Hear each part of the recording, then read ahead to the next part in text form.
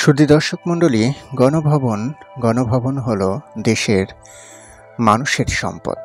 গণভবনের ভিতরে যে আসবাবপত্রগুলো থাকে সেগুলো দেশের মানুষের সম্পদ। এগুলো যে প্রধানমন্ত্রী থাকেন তিনি ওখানে বসবাস করেন, কিন্তু এগুলো তার প্রপার্টি নয়। কিন্তু আজ থেকে এক মাস একদিন আগে বাংলাদেশে যে গণ অভ্যুত্থান ঘটিয়েছিল বাংলাদেশের ছাত্র সমাজ, যে বাংলাদেশের জনগণ মিলে যে অভ্যুত্থানটা ঘটিয়েছিল, তার ফলশ্রুতিতে প্রাক্তন প্রধানমন্ত্রী শেখ হাসিনা পদত্যাগ করতে বাধ্য হন। 15 বছরের ক্ষমতায় থাকা একজন প্রভাবশালী প্রধানমন্ত্রী তিনি পদত্যাগ করে দেশ ছেড়ে চলে যেতে বাধ্য হন। কিন্তু তারপরে কি ঘটল, তারপরে যা ঘটল সেগুলো আপনারা সবাই দেখেছেন। কিন্তু কে কোন জিনিসগুলো নিয়েছেন সেগুলো একটু ভালো করে দেখে নেন। কেউ ফার্নিচার নিয়ে যাচ্ছে, কেউ ফ্রিজ নিয়ে যাচ্ছে, কেউ এসি খুলে নিয়ে যাচ্ছে, কেউ বেসিনটা খুলে নিয়ে যাচ্ছে, কেউ পায়খানা করার জন্য যে প্যান্টটা সেটাও খুলে নিয়ে চলে যাচ্ছে, কেউ ঝুড়ি নিয়ে যাচ্ছে, কেউ হাঁড়ি নিয়ে যাচ্ছে, কেউ বা আবার শেখ হাসিনার পরিহিত কাপড় চোপড়ও নিয়ে যাচ্ছে। শাড়িটা রাখার জায়গা নেই বলে নিজেই পরে শাড়ি পরেই চলে যাচ্ছে ভদ্রলোক। ভদ্র মহিলারাও এসেছেন, তারাও কিন্তু শেখ হাসিনার কাপড় চোপড় নিয়ে দৌড় দিচ্ছেন। তাদের পরিচয় নাই বলি কিছু কিছু আছেন, তার মধ্যে এক দুজনকে দেখলাম তারা বেশ প্রভাবশালী। তারা দেখতে এসে কিছু না কিছু নিয়ে যাচ্ছেন। শেখ হাসিনার গণভবনের ভিতরে থাকা বাগান থেকে পুঁইশাকটাও বাদ যাচ্ছে না। ইভেন জামা কাপড় থেকে শুরু করে ঝাড়ু দিয়া যে ফুল ঝাড়ুটা সেটা নিয়েও দৌড়ে পালাচ্ছেন। গণভবন থেকে যখন কিছু আর নেয়ার ছিল না তখন ইট পাটকেলটাও নিয়ে চলে যাচ্ছেন।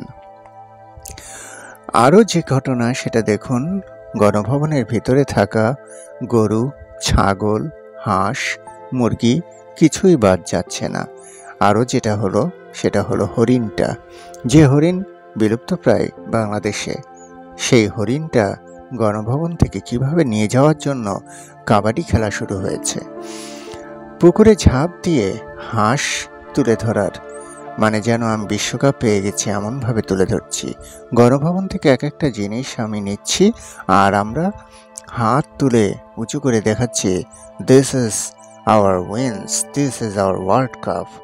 সো এই ঘটনাগুলো চোখে এসেছে সারা পৃথিবীর মিডিয়াতে, সারা পৃথিবীর মানুষের কাছে, যেগুলো দেখে ছিছি করেছে সারা ওয়ার্ল্ড মিডিয়া।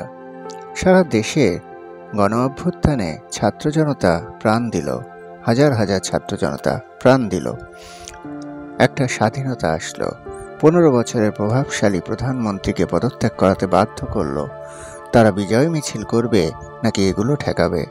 সুযোগ পেয়েছি তো ঢুকে যাই গণভবনে, ঢুকে যে যার যা ইচ্ছা মুরগি মাংস যা রান্না আছে সব ইচ্ছা মতো খায়, যেন জীবনে কিছুই খায়নি। খাটটার উপরে শুয়ে পড়ে পায়ের উপর পা তুলে আরাম করছি, যেন জীবনে কোনোদিন একটা খাটের উপর শুয়েও দেখিনি। ইভেন ময়লা ফেলানো জড়িটা পর্যন্ত নিয়ে দৌড়ে পালাচ্ছেন।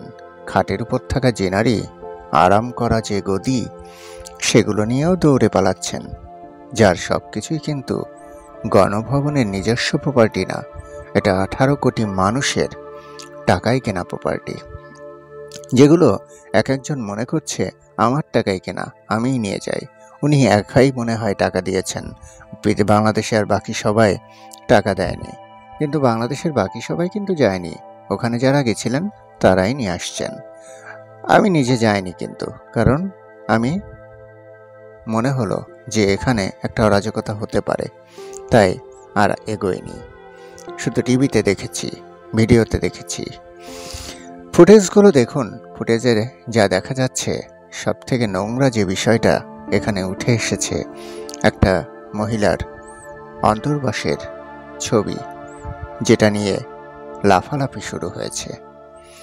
এই অন্তর্বাসের ছবি নিয়ে যে লাফালাফি করছেন আর সামনে যারা হৈ হৈ করছেন, তাদের ঘরে নিশ্চয়ই মা বাবা ভাই বোন আছেন। তারা লজ্জিত কি হয়নি? কারণ একটা নারীর অন্তর্বাসে ভাবে লাফালাফি করা হয়েছে, অন্তর্বাসের ছবিটা সারা ওয়ার্ল্ডে মিডিয়া দেখেছে।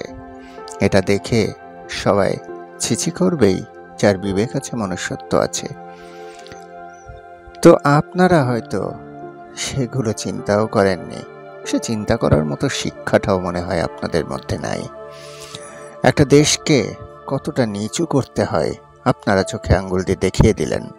সুযোগ পেলে আপনারা আরও কি কি করতে পারেন সেটাও আপনারা বুঝিয়ে দিলেন, যে আমরা মুষ্টিমেয় কিছু লোকজন যারা সুযোগ পেলে কোটি কোটি বাঙালির অর্জনকে কলঙ্কিত করে দিতে পারি এক মুহূর্তে।